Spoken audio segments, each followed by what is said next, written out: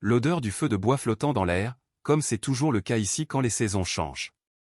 J'étais parti pendant 11 jours. Une partie de pêche près du lac du Bourget avec mon vieil ami Bernard. C'était une tradition que nous suivions chaque automne depuis plus de 20 ans. J'ai essayé la clé à nouveau. Rien.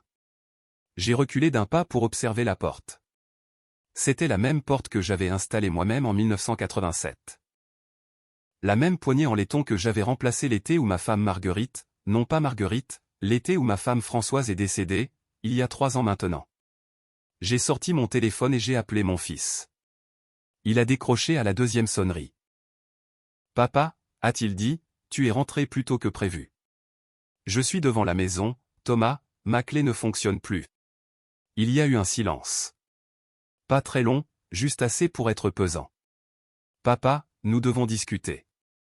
Est-ce que tu peux, est-ce que tu es en état de conduire, peux-tu venir chez nous? Je ne vais nulle part. À qui appartient cette serrure sur ma porte? Un autre silence. Puis j'ai entendu la voix de ma belle-fille en arrière-plan, basse et pressante. Et Thomas a ajouté, « Papa, reste là, nous arrivons. » Ils sont arrivés 22 minutes plus tard.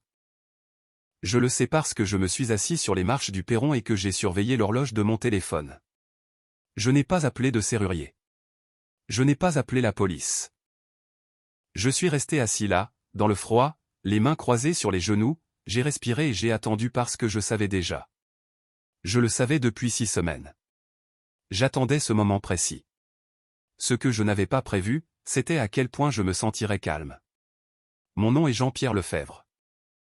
J'ai 67 ans. J'ai passé 31 ans à travailler comme ingénieur en structure pour le même cabinet à Annecy. J'ai pris ma retraite à 62 ans et je vis dans la même maison du chemin des Mouettes depuis 38 ans. Ce n'est pas un château. C'est une maison bourgeoise en pierre avec 4 chambres sur un terrain d'angle, un double garage et un atelier à l'arrière où je passe la majeure partie de mon temps à fabriquer des meubles, des tables, des chaises, des bibliothèques. Rien d'extravagant, juste des objets solides et faits pour durer. Françoise et moi avons acheté cette maison en 1986 pour l'équivalent de 94 000 € à l'époque. Quand elle est partie à l'automne il y a 3 ans, je l'ai fait estimer. Le chiffre est tombé, un peu plus de 720 000 €. Cela m'a surpris. Ça n'aurait pas dû. C'est ce que font les prix de l'immobilier en Haute-Savoie. Mais c'était la première fois que je considérais mon foyer comme un chiffre plutôt que comme un lieu. Et je n'ai pas aimé ce sentiment. J'ai un fils. Thomas a 41 ans et il vit à environ 15 minutes de chez moi avec sa femme Sandrine et leurs 2 enfants. Pendant la plus grande partie de sa vie, Thomas a été un bon fils. Pas forcément proche. Il était occupé comme tout le monde, mais il appelait pour les anniversaires. Il venait à Noël, m'aidait parfois à déplacer du bois. Quand je me suis bloqué le dos après le décès de Françoise, il a commencé à venir plus souvent. Je pensais que c'était le chagrin. Je pensais qu'il s'assurait que j'allais bien. En y repensant, je pense qu'il évaluait la situation. Cela a commencé doucement. Comme ces choses-là commencent toujours. Papa, est-ce que tu manges correctement, tu as perdu du poids. Papa, es-tu allé voir le médecin récemment, tu devrais faire un bilan. Papa, l'allée du garage a besoin d'être refaite, pourquoi ne pas me laisser m'en occuper? Je n'y ai pas prêté attention au début. Je l'appréciais même. Cela ressemblait à de l'inquiétude. C'était comme si mon fils prenait ses responsabilités. Mais ensuite, le ton a changé. Les questions sont devenues plus directes. L'inquiétude a commencé à ressembler à autre chose. Papa, cette maison est immense pour une seule personne. 4 chambres, tous ces escaliers. As-tu réfléchi à si c'est toujours raisonnable? Papa, la mère de Sandrine s'est installée dans une résidence à Lyon l'année dernière et elle adore ça. Elle a son propre appartement, les repas sont inclus, il y a des activités tous les jours. Tu pourrais vraiment apprécier. Papa, je dis juste que tu pourrais récupérer le capital de cette maison et vivre très confortablement pour le reste de tes jours sans te soucier de l'entretien, des impôts fonciers, de la chaudière qui lâche, de rien du tout. Je lui ai dit que je n'étais pas intéressé. Je lui ai dit que c'était dans cette maison que je l'avais élevé, que c'était là que sa mère avait son jardin et que j'avais mon atelier. Je lui ai dit que j'avais 65 ans à l'époque et que j'étais parfaitement capable de gérer mes propres affaires. Il a acquiescé. Il a reculé, puis environ 2 mois plus tard, il a recommencé.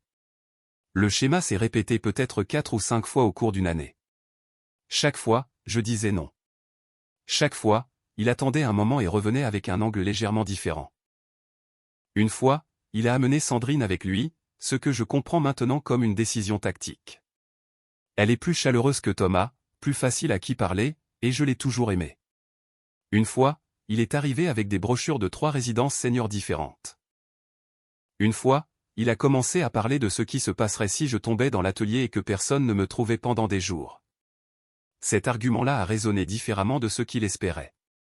Parce que 2 semaines avant cette conversation, j'étais tombé dans l'atelier. Je déplaçais une pièce de chêne massive de l'étagère supérieure du rack à bois, j'ai mal évalué le poids et je suis tombé lourdement sur mon côté gauche. Rien de cassé. Des côtes froissées, un ego meurtri, mais je suis resté au sol pendant environ 20 minutes avant de pouvoir me relever. Je ne l'ai dit à personne. Je n'ai pas appelé les urgences. Je suis resté allongé sur le béton et j'ai pensé à Françoise, puis j'ai pensé à ce que j'allais faire, et ensuite je me suis levé. Quand Thomas a mentionné une chute dans l'atelier, j'ai pensé, comment le sait-il? Il ne le savait pas, bien sûr. C'était une inquiétude générale, pas spécifique. Mais la coïncidence m'a secoué et j'ai commencé à prêter plus d'attention à des choses que je remarquais à moitié, comme le fait que Thomas m'ait demandé nonchalamment de l'ajouter à mon compte bancaire en cas d'urgence. Je l'avais fait sans trop réfléchir, il m'avait aidé avec quelques virements en ligne après le décès de Françoise, et cela semblait pratique, tout comme le fait que Sandrine m'ait demandé tout aussi nonchalamment où je gardais mes documents importants, mon testament, mon titre de propriété. Mes papiers d'assurance. Je lui avais montré le classeur dans la 2e chambre. Je lui avais même donné une clé de la maison 1 an plus tôt pour qu'elle puisse arroser les plantes quand j'étais absent. Comme le fait que Thomas ait mentionné 2 fois qu'il connaissait un agent immobilier, un ami d'un ami spécialisé dans les successions et qui avait aidé beaucoup de familles dans des situations similaires. Rien de tout cela ne semblait alarmant isolément. Mis ensemble, avec le recul, cela racontait une histoire très claire. La chose qui m'a finalement ouvert les yeux est arrivée un jeudi soir à la fin du mois d'août. J'étais à la table de ma cuisine en train de trier mon courrier, le courrier papier, le genre démodé, parce que je n'ai jamais eu totalement confiance dans la facturation électronique. Et il y avait une enveloppe provenant d'un cabinet d'avocats de Paris dont je n'avais jamais entendu parler. À l'intérieur se trouvait une seule page. C'était un résumé d'un document de mandat de protection future. Mon nom y figurait. Le nom de Thomas y figurait en tant que mandataire désigné. La date d'entrée en vigueur était indiquée comme étant 2 semaines auparavant. Je n'avais signé aucun mandat de protection future. Je suis resté assis à cette table pendant un long moment. J'ai lu la page 4 fois. Je l'ai retournée comme s'il pouvait y avoir une explication au dos. Il n'y en avait pas. Je me suis levé, j'ai fait un pot de thé, je me suis rassis et je l'ai relu. Ensuite, j'ai appelé ma propre avocate. Son nom est Maître Isabelle Roche. Elle est mon avocate depuis 20 ans, elle a géré la succession de Françoise, rédigé mon testament, réglé un litige de propriété avec un voisin en 2011. Elle est vive, directe et ne perd pas de temps. Je l'ai appelée chez elle, ce que je n'avais jamais fait auparavant, et elle a décroché parce qu'elle a reconnu mon numéro, et je lui ai lu la lettre. Elle est restée silencieuse un instant. Puis elle a dit, « Jean-Pierre, ne touche à rien dans cette maison. Ne déplace pas ces documents et ne dis rien à Thomas pour l'instant. Viens me voir demain matin à la 1re heure. » Je n'ai pas dormi cette nuit-là. Je suis resté allongé dans le noir dans le lit que j'avais partagé avec Françoise pendant 35 ans, j'ai regardé le plafond et j'ai pensé à mon fils. J'ai pensé au petit garçon que j'avais entraîné au football, à l'adolescent que j'avais conduit à l'université à Lyon, au jeune homme avec qui j'avais dansé à son mariage. J'ai pensé à ce que signifie aimer quelqu'un et être trahi par lui. Je me suis demandé si je me trompais, s'il y avait une explication. Au matin, j'avais décidé qu'il n'y en avait pas. Isabelle a confirmé ce que je soupçonnais déjà. Le mandat de protection future avait été déposé avec des documents falsifiés par quiconque l'avait préparé. Et elle soupçonnait que l'avocat spécialisé en immobilier, l'ami de l'ami, avait utilisé une copie de ma signature, probablement à partir d'un document que j'avais signé des années plus tôt. Elle m'a dit que c'était plus courant qu'on ne le pensait, particulièrement avec les propriétaires âgés, et surtout après le décès d'un conjoint, quand l'un des partenaires devient soudainement le seul propriétaire d'un bien de valeur. Elle m'a aussi dit quelque chose qui m'a glacé le sang. Un compromis de vente sous condition avait été déposé sur ma maison 3 semaines plus tôt. La date de signature finale était fixée pour la mi-novembre. Le prix de vente était de 695 000 €, environ 25 000 € en dessous de la valeur du marché, ce qui, selon Isabelle, était typique dans ces cas-là. Une vente rapide, un acheteur complice, tout le monde fermant les yeux. Mon fils avait vendu ma maison. J'y vivais encore. Isabelle a exposé mes options. Je pouvais aller à la police immédiatement. Je pouvais confronter Thomas. Je pouvais demander une injonction pour bloquer la vente. Toutes ces options étaient envisageables. Mais elle a ajouté autre chose. Elle a dit, « Jean-Pierre, si tu vas trop vite, l'avocat de Thomas, et il en aura un, prétendra que le mandat est légitime et cela bloquera la situation pendant 1 an. Si tu me donnes 6 semaines, je peux construire un dossier contre lequel il ne pourra pas se défendre. » 6 semaines. Je suis rentré chez moi et j'ai gardé le silence. C'est la chose la plus difficile que j'ai jamais faite. Plus difficile que de veiller Françoise à l'hôpital durant ces 2 dernières semaines. Plus difficile que de vider son armoire. Parce qu'au moins, à ce moment-là, je savais qui je pleurais et pourquoi. Être assis face à mon fils à sa table de cuisine le dimanche suivant, manger le poulet rôti de Sandrine et regarder ses enfants faire leurs devoirs sur l'îlot central, tout en sachant ce que je savais, cela exigeait une discipline que je ne savais pas posséder. J'ai agi normalement. J'ai interrogé Thomas sur son travail. J'ai laissé Sandrine resservir mon café. J'ai aidé mon petit-fils avec un problème de mathématiques. Et quand Thomas a dit nonchalamment, « Papa, j'ai réfléchi avec l'hiver qui approche, peut-être devrions-nous reparler de ton logement. » J'ai répondu, « Tu sais quoi, Thomas, tu as peut-être raison. Parlons-en bientôt. » Il a eu l'air surpris, puis ravi. C'est à ce moment-là que j'ai compris ce qui se passait, car son plaisir n'était pas le soulagement d'un fils voyant son père enfin entendre raison. C'était autre chose. C'était de l'anticipation. Pendant que je prenais des dîners dominicaux et que je prétendais que tout allait bien, Isabelle travaillait. Elle a obtenu une ordonnance judiciaire pour geler toute transaction liée à ma propriété. Elle a déposé une plainte formelle auprès de l'ordre des avocats concernant le juriste qui avait déposé le mandat frauduleux. Elle a rassemblé des relevés téléphoniques, obtenus légalement par procédure civile, qui montraient de multiples appels entre Thomas, l'agent de l'acheteur et ce cabinet d'avocats parisien remontant à près de 8 mois. Elle m'a également aidé à mettre en place une fiducie foncière inattaquable pour mes biens et actifs, nommant Isabelle elle-même comme fiduciaire avec des instructions spécifiques. J'ai aussi fait une chose de mon côté. J'ai installé une petite caméra dans l'atelier, le genre qui se connecte à mon téléphone et stocke les images sur Internet. J'en ai parlé à Isabelle. Elle a dit que c'était parfait puisque c'était ma propriété. Ce que cette caméra a capturé au cours des 5 semaines suivantes, c'est Thomas entrant dans mon atelier à 2 reprises sans me le dire. La première fois, il a passé environ 15 minutes à fouiller dans mes boîtes d'archives, celles où je garde les vieux documents, les garanties, ce genre de choses. La deuxième fois, il a amené quelqu'un avec lui, un homme que je ne connaissais pas. Ils ont traversé l'atelier, le garage, le jardin. L'homme a pris des photos avec son téléphone.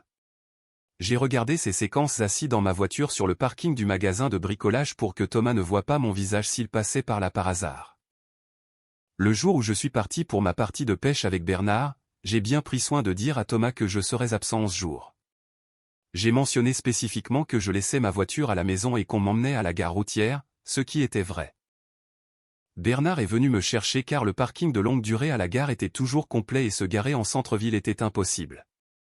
J'ai dit cela une fois lors d'un dîner chez eux le jeudi précédant mon départ, devant Thomas et Sandrine. J'ai aussi appelé Isabelle depuis mon lieu de vacances pour lui donner le calendrier. Elle m'a dit qu'elle était prête. Le 9e jour, l'assistant d'Isabelle m'a envoyé un message. Les serrures avaient été changées. L'agent du nouvel acheteur l'avait fait sans attendre la date de clôture réelle, probablement pour commencer le processus d'entrée dans les lieux plus tôt. Isabelle avait anticipé cela. Elle avait déjà déposé l'injonction l'après-midi précédent. J'ai écourté le voyage de 2 jours. Bernard a compris.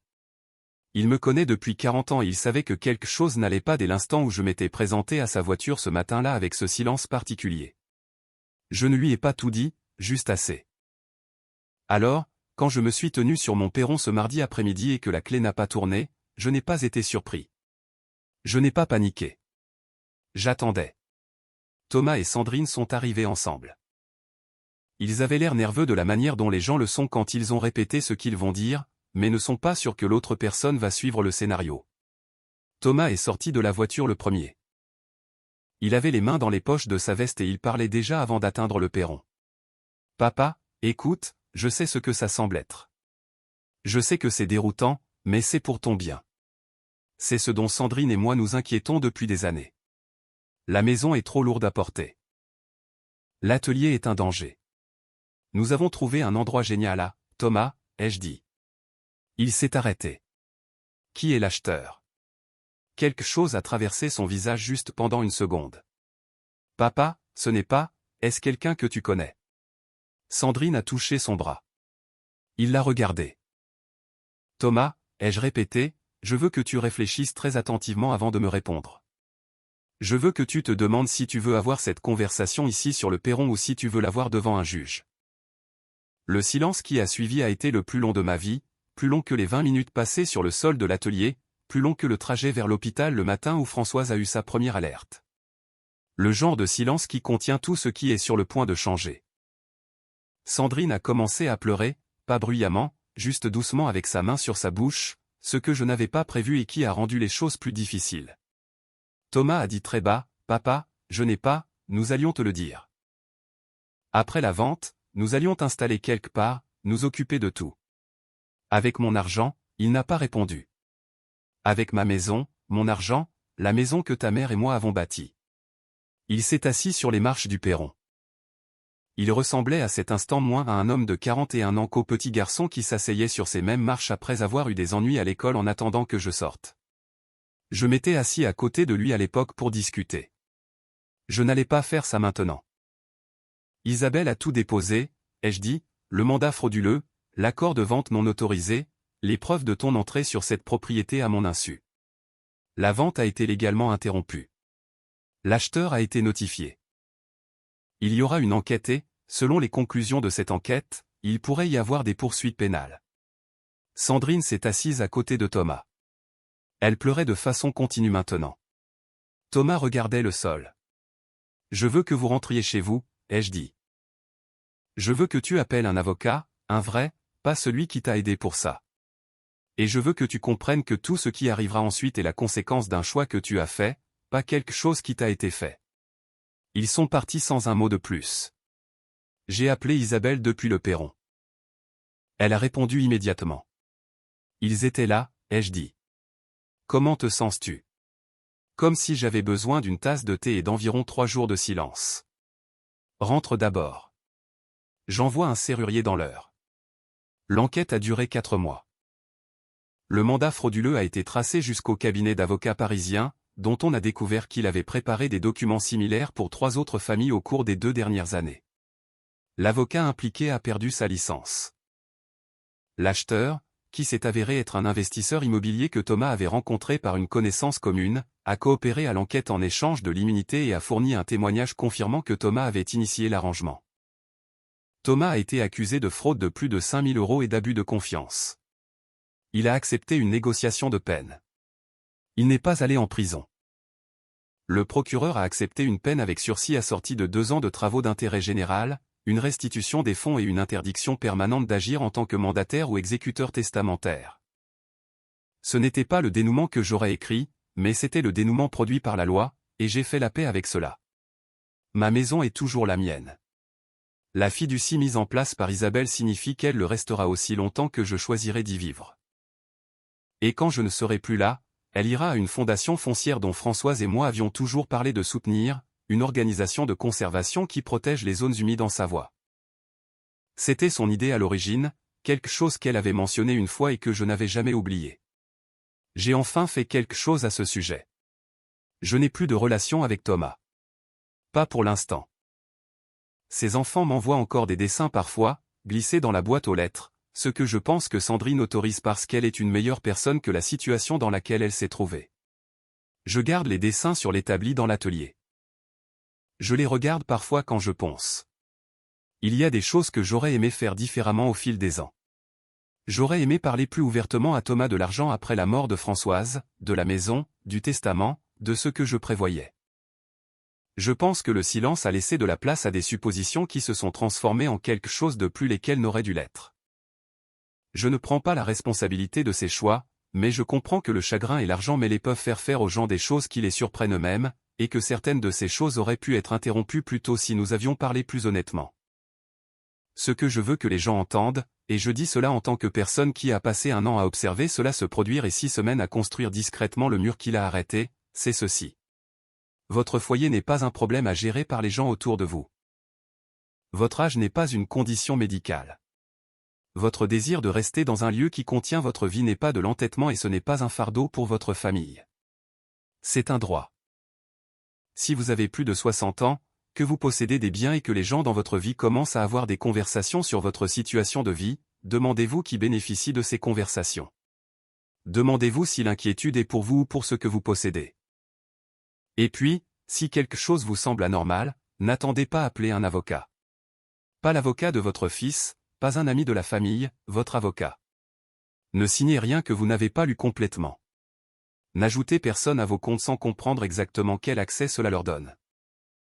Et si quelqu'un dépose un jour un document avec votre nom dessus que vous n'avez pas signé, ce n'est pas un malentendu. C'est un crime. Je suis toujours dans ma maison du chemin des Mouettes. La chaudière va bien. Les escaliers ne me dérangent pas. La semaine dernière, j'ai fini de construire un coffre à couverture à partir d'une pièce de frêne blanc que j'avais laissé sécher dans l'atelier pendant 4 ans. Solide comme un roc. Des assemblages en queue d'aronde coupés à la main. Le genre de choses qui durent plus longtemps que la personne qui l'a fabriqué. Françoise l'aurait aimé. Je sais ce que je sais maintenant, et je suis toujours debout. C'est suffisant. Cette histoire est un rappel puissant que la vigilance est nécessaire, même au sein de sa propre famille. La trahison de Thomas n'est pas un cas isolé, c'est une réalité tragique que vivent de nombreuses personnes âgées dont le patrimoine immobilier devient une cible. Jean-Pierre a su transformer sa vulnérabilité en une force tranquille en utilisant la loi comme bouclier. La leçon ici est claire, protéger son autonomie n'est pas un acte de méfiance gratuite, mais une préservation de sa dignité et de son histoire. Trop souvent, sous couvert de bienveillance, l'entourage tente de déposséder les aînés de leur pouvoir de décision. Il est crucial de maintenir des frontières juridiques claires et de ne jamais céder à la pression sous prétexte de l'âge. Que pensez-vous de la réaction de Jean-Pierre ? Avez-vous déjà vécu ou été témoin d'une situation où un proche